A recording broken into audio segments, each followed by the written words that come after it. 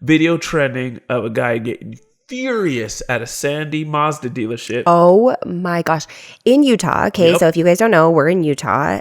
Like go ahead. My guy buys a Subaru at a Mazda dealership. He already messed up. Okay. You don't buy Mazda. You don't buy Subaru at Mazda, right? He drives away, realizes right away that the car is not in good condition, right? And granted, they sold the car as is. They probably could have done a better job of explaining what's going on. So he calls him up. He says, hey, it's been like 45 minutes. This car ain't it. Like, it doesn't run right. There's something wrong with it. They don't want to take it back. So he drives back and... When he says he drives back, he drives all the way to the front desk, through a wall. Yeah. Smashes. Into the showroom. And I have never seen a more used car salesman group of guys in my whole life. Like, every one of them was like, well, I he don't starts trust yelling him. at him. I don't trust him. I don't trust him. I don't trust the guy that bought it either. I don't trust nobody. No, the guy that he gets out of his car, he's like, I told you that if you didn't take this car back, that I was driving it through the building. Like, he is yelling. They're like, hey, call the police. Somebody call the police. Yeah. Like, what a crazy situation. Also, though, like, car salesmen, they don't have a strong history. I've almost done it. Well, Bedford has worked for a car dealership. Granted, he was doing detailing. Legit. But it's like, so... No, hold on. I'm going to first say, my man, Curtis Auto Sales, okay? They're legit. Okay, no, that's totally fine. They try to do right by everybody. Okay? That's great. But having been in the industry, that is not the norm. Well, so here's the story. So before Bedford and I met, like right before Bedford and I met, not right before, but I was... years. Maybe like a year or so, a year and a half, 2 years. Yeah, okay? Could have been too much. Because it was right before I got divorced. Okay, so right before I got divorced, I was so upside down in this car that I was driving. And it ended up being like, it didn't make sense to fix it because of what it was worth. And so I was like, the only way I'm going to get out of this is to buy a brand new car, like brand freaking new. And because I worked at a credit union at the time. And so I did loans all the time.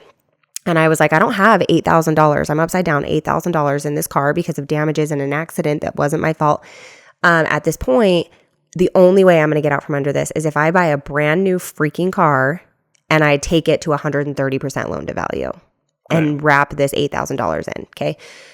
Which solid plan, actually. Just for the record, again, I've been doing loans at this time for a long time. So I know that sounds crazy, but if you don't have $8,000, you don't have a car, because my car was not working, right? Look, the strategy actually was sound. I knew it. The execution.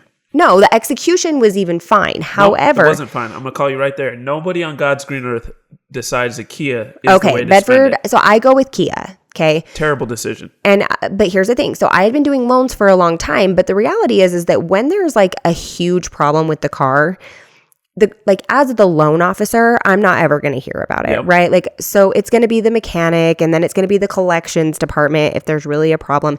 So I'm not in the business of knowing what cars have good history of, like, that's not what I'm in the business of. I'm in the business of, what does the loan look like? How much is the car? Is it used, et cetera? Okay. I don't know what brand or like what you would buy.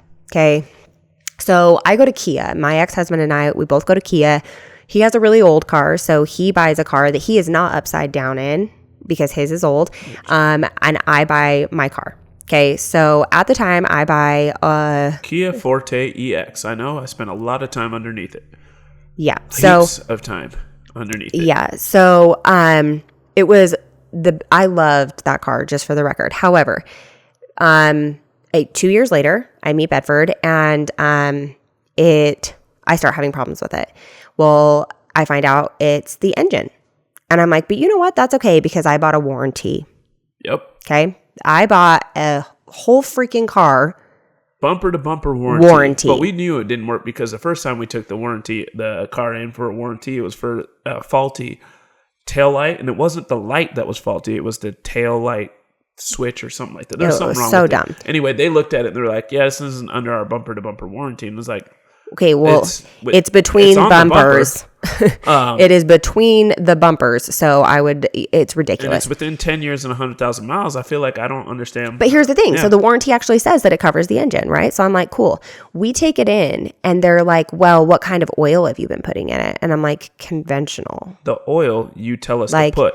And they're like, well, you should have been using this premium oil. And I was like, where does it say that? Literally anywhere. Yeah. And the guy was like, well, you should have known. Like, this is a brand new car when you bought it, blah, blah, blah. And I was like, listen, when I go to get an oil change, they say, what kind of oil do you want? And I say, does it matter? Like, and they say no. And I say, okay, then conventional's fine. And I put conventional oil in it.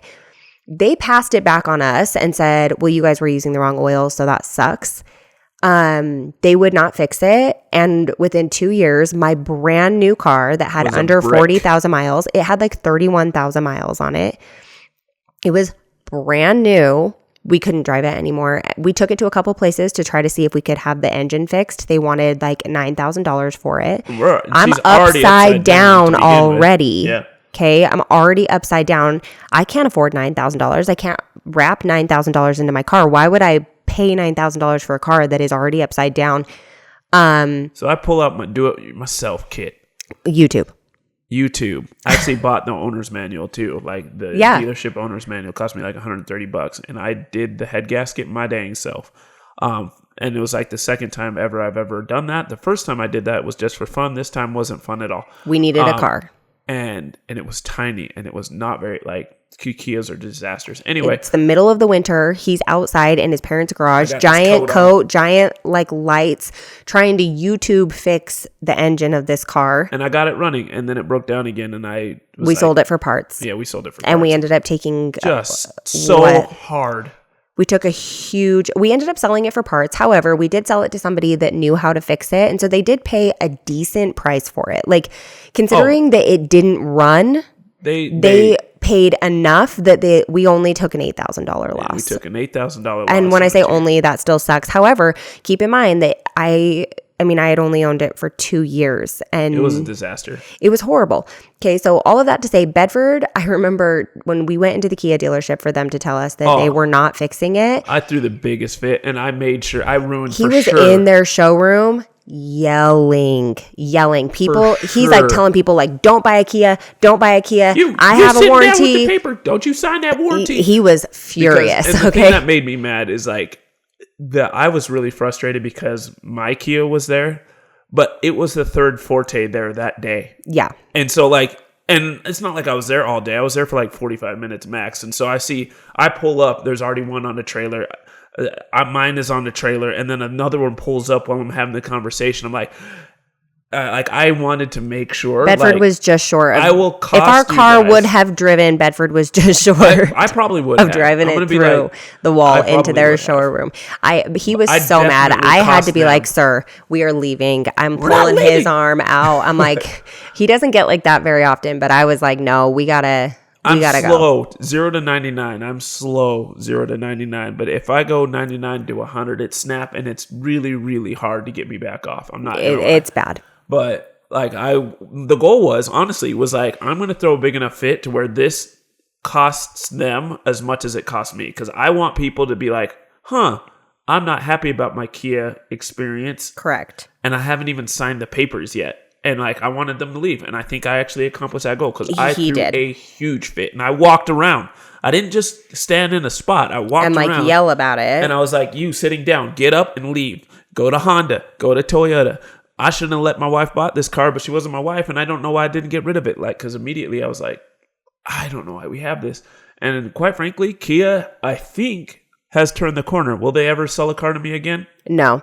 I mean, because there was actually a point, too, where we wanted... Nope. I wanted... What's the new one? The Telluride. I wanted the Telluride because it's really beautiful. And that's actually something Kia does really well. They sell cars for a reasonable price that look like a luxury car. So when you get inside, you're like, this feels like a luxury car. Like that's what I loved about my Kia is that when I got in, I felt like I owned a really, really, really nice car. And that's how the Telluride is. If you look inside of the Telluride, it looks like a really pretty luxury car, but it's not $90,000, right? Yeah. And so that's what it makes it so attractive. The secret is they put luxury cars and smack it on something where they saved all the money on the stuff you need. They're like Matilda's dad. Yeah. Okay. They're like you know what? You Mr. do want Wormwood. leather seats and you want good designs, but it's guess what? full of sawdust. You want a drivetrain that works for a long time? You better kick yourself in the hiney. That ain't gonna work. But the inside looks nice. But that's how they get people is like the inside looks so beautiful and nice and the price is so reasonable that you go for it. Hey, you know what? The radio worked real well when I was using it while listening to music.